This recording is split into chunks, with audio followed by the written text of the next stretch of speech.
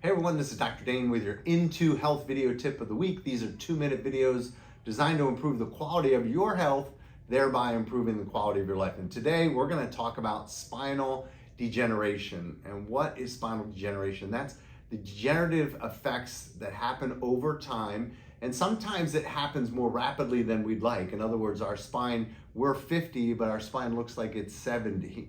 And what happens is in our spine, we have 24 of these. These are called vertebrae, and we have 7 in our neck, 12 in our mid-back, and 5 in our lower back.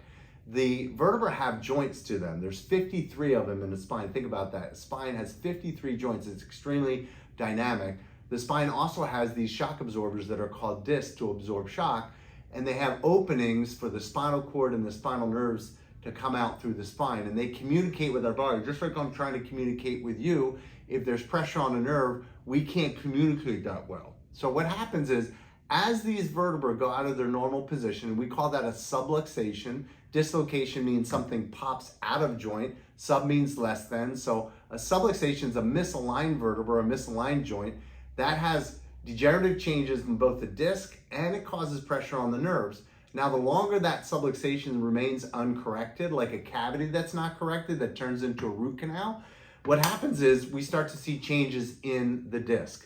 We'll start to see in phase 1, there's a disc bulging, there's degeneration, much like a tire loses air, and we'll see some pain with that. In phase 2, we start to see more rapid changes in the disc, more moderate changes in the disc. The disc really starts to lose its ability to absorb shock. We'll start to see changes in the bone spurs, right? There'll be degeneration that happens in the joint. They're more rusty, they don't move as well. And in phase 3, we start to see massive changes where there's literally no disc space anymore. There's no ability to absorb shock. The bones are banging together, so they're forming spurs, and the vertebrae are starting to fuse together. Now, there is a phase 4 where this completely fuses together, and there's really not much we can do at that point. But the more you're tuned in to getting this problem corrected early on, the more you can reverse that. So it's hard to take a phase 2 and go back to a phase 1, okay? But it's a lot easier to take a phase 1 back to normal. So you really want to get on this as soon as possible and see where you have this going on in your spine. So many people say to me, oh, Dr. Dane, isn't this a consequence of aging? And I always tell them, well, why does your C5 vertebra look like it's 70 and your C3 vertebra look like it's 50?